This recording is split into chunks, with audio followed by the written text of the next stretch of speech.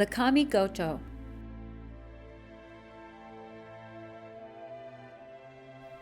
The word Kamigoto means words of Kami, implying divine communication. The Kamigoto, like the Amasu no Rito, has its origin in the Shinto tradition and is also called the Grand Purification no Rito. The Kamigoto is composed of words having powerful kototama, which literally means spirits dwelling in the words.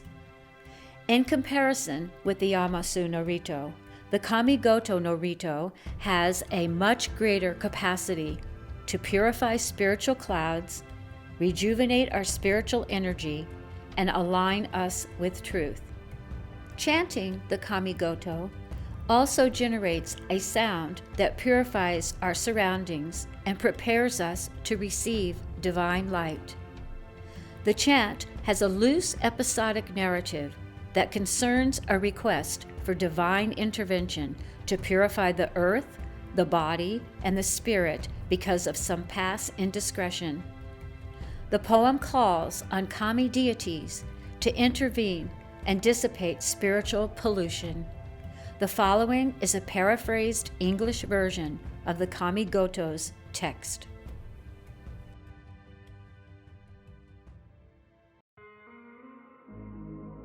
Kamigoto, words of the Kami. High on a heavenly plateau, the primordial Kami spirits, Kamurogi and Kamuromi, called for a divine convocation of the myriad heavenly Kami deities. There, the gathered deities proclaimed the reign of the sovereign grandchild of the heavenly Kami over the land of plentiful reeds and rich grain. However, the earthly Kami of that land were wild and unruly. The heavenly Kami asked for their respect, but they refused. So the heavenly Kami expelled them all and silenced all the rocks, tree stumps, and leaves that questioned the grandchild's legitimacy. Thus, the grandchild departed from his heavenly rock. Parting and dispersing the tears of clouds, the heavenly Kami cleared the way for the grandchild's descent to the land. Thus, the land was entrusted to him. The land was at the heart of the earth's four quarters. Its central region was pacified as the land of the midday sun. There the columns of a palace were set in firm bedrock, and the structure's crossbeams rose high toward the heavenly plateau. When the palace was finished, the grandchild took shelter in it and ruled in peace, and henceforth heavenly people multiplied in that fair realm. Their progeny, however, committed various transgressions, giving rise to many heavenly and earthly spiritual defilements. Thus, a purification ceremony is held. Blocks of wood, as hard as iron, are laid on great altars. Twigs of pure hemp are chopped at both ends, then sliced. Here, chant the solemn words of a heavenly Norito prayer.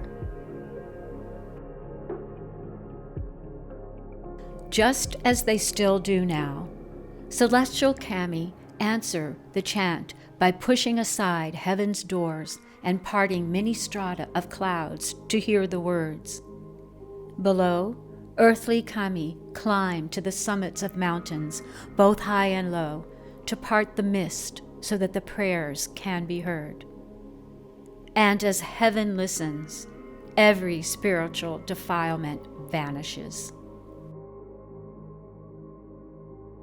As gusts of wind dissipate blankets of clouds, as breezes dissolve the mist of dawn and dusk, as a massive ship sails from the harbor and disappears into the vast ocean, as clusters of thickets are cleared from the hill by a fire-tempered sickle, all spiritual defilements disappear. None at all will remain. Then, as now, the female kami, Shiaritsu Hime, who lives in the river torrents that plunge from the steep crest of the highest peaks, take these spiritual clouds with her into the great sea.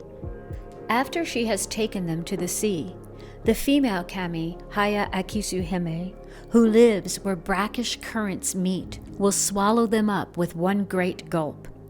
After she has swallowed them, the male kami, Ibukido Nushi, who lives where great tornadoes are raging, will blow them to the netherworld. And after he has blown them down to the netherworld, the female kami, Hayasasura Hime, who lives in the depths of the netherworld, will carry them off and let them disappear. Upon receiving works of the four noble deities of purification, we now plead that all our spiritual defilements of body and mind be purified. Thus, we humbly pray.